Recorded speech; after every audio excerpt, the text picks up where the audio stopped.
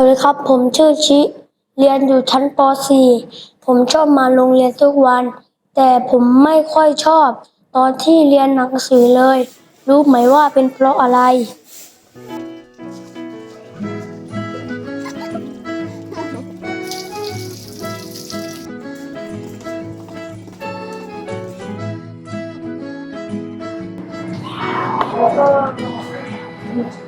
โอเคนักเรียนเดี๋ยววันนี้นะครับเราจะมาเรียนรู้เรื่องของวิชาคณิตศาสตร์เนาะข้อนี้ใครตอบได้บ้าง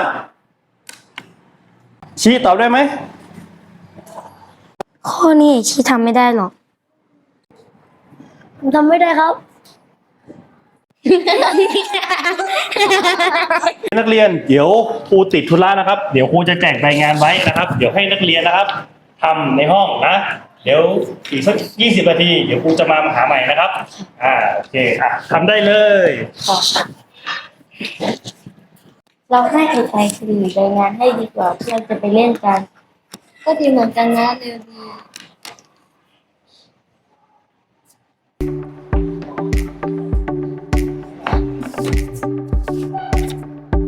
เฮ้ยมาทำไมวะ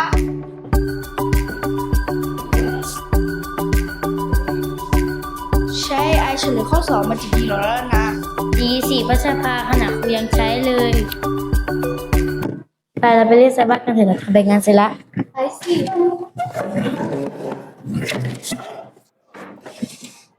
้อยเธอได้อยู่กับเราเธอ2 คนได้อยู่ด้วยกันไปบอยยิ่งอยู่น้อยไปตั้งเลยนี่ทำความสะอาดบ้านไปตัดสอนคณิตศาสตร์ป .4 เรื่องการบวกเศษส่วนให้ฉันยินดีเลยครับเรื่องการบวกเศษส่วนของประ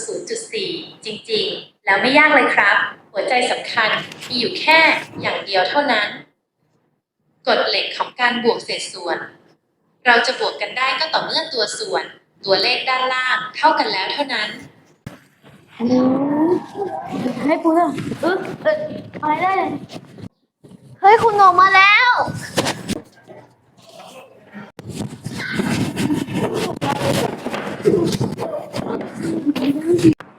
โอเคนักเรียนจากที่ครูให้ใบงานพวกเธอเนาะครูเห็นพวกเธอทุกคนทำเสร็จแล้วนะครับเดี๋ยวครูจะให้นักเรียนมาแสดงวิธีทำนะ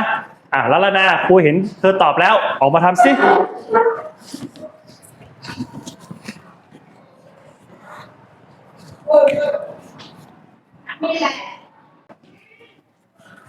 หนูทำไม่ได้ค่ะทำไมทำไม่ได้ล่ะหนูใช้ AI ทำค่ะงั้นเธอกลับไปนั่งที่เลยตอบได้บ้างครับชิคเรามาตอบสิ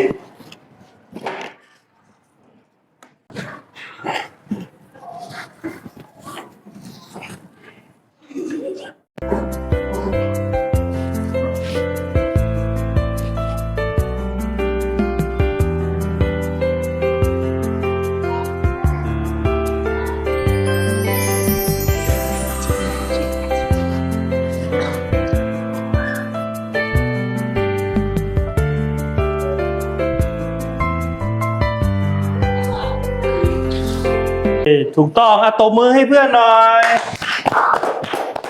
โอเคเก่งมากไปนั่งที่ได้ชิทำไมเธอถึงเก่งขึ้น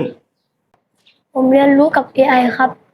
ผมไม่ได้ใช้ AI เฉลยใบงานแต่ผมให้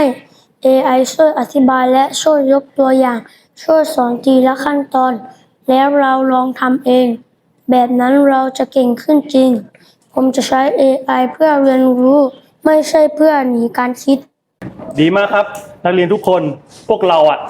มีการเรียนรู้ที่ไม่เหมือนกันแต่ถ้าพวกเรา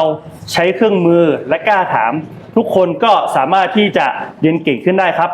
AI ไม่ได้ทำให้เราเก่งขึ้นหรือแทนใครแต่ AI ช่วยให้เราเรียนรู้ในแบบของเราเอง